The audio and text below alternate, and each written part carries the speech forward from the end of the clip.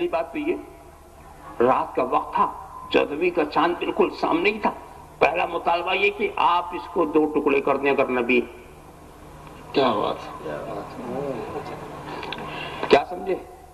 ایک اس وقت حالت کفر میں تھے نا، مگر جانتے تھے کہ جو نبی ہوتا اس کے تصرفات کہاں تک ہوتے. سبحان اللہ. ابو جہل بڑا پریشان تھا کہ اسلام کا زور بڑھتا ہی چلا جا رہا،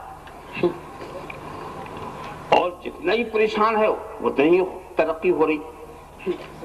تو وہ عرب کی خطابت تو بہت مشہور تھی. تو یمن میں ایک بہت ہی زبردست خطیب تھے، ان کا نام حبیب تھا.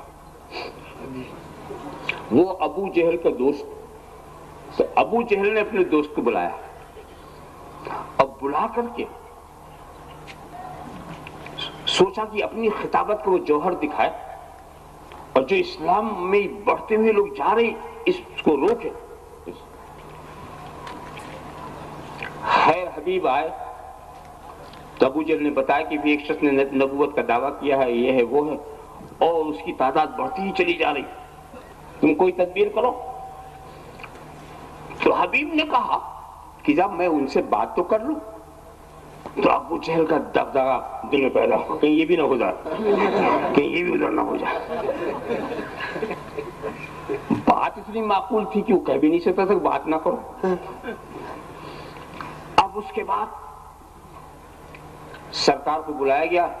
سرکار صدیق اکبر کے ساتھ پہنچے، مگر سرکار کا جو روب و جلال تھا، ہمت نہیں پڑتی تھی کوئی بات کرے. تو سرکار نے خود ہی پوچھا کس لیے بلایا. تو اب ہمت ہوئی حبیب کو بولنے کی کہ سنا ہے کہ آپ نے نبوت کا دعویٰ کیا ہے،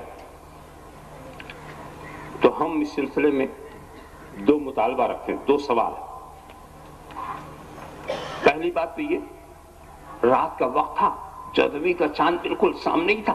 پہلا مطالبہ یہ کہ آپ اس کو 2 ٹکڑے کر دیں اگر نبی. کیا بات کیا سمجھے؟ ایک اس وقت حالت کفر میں تھے نا، مگر جانتے تھے کہ جو نبی ہوتا اس کے تصرفات کہاں تک ہوتے. سبحان اللہ سبحان اللہ ماشاء اللہ. اچھا دوسری چالاکی دیکھیے. دوسری چالاکی یہ تھی کہ دنیا کا کوئی مطالبہ نہیں کیا کہ اس پتھر کے ٹکڑے کر دیجئے، اس جانور کو یہ کر دیجئے، اس درخت کو یہ کر دیجئے. کیوں؟ دنیا کی چیزوں پہ جادو چل جاتا. کیا بات ہے. مگر کوئی جادو سے چاند کے ٹکڑے نہیں کر سکتا، کوئی جادو کر کے سورج کو نہیں پلٹا سکتا. کیا بات ہے. سبحان اللہ. تو جادو کی رسائی آسمان پر نہیں ہے، زمین پر تو ہو سکتی. ایک چالاکی ان کی یہ بھی تھی. کیا بات ہے. یہ کوئی اور ہی طاقت ہے جو اس کام کر سکے. سرکار نے یہ نہیں کہا، اس کو معجزہ دکھانے کے لیے تیار ہو گئے. سوال ایک شخص نے کیا تھا، اور میں تو کہتا ہوں مصطفیٰ کو معلوم تھا کہ یہ ایمان لانے والے. سبحان اللہ. بے شک بے شک ایمان لانے والے.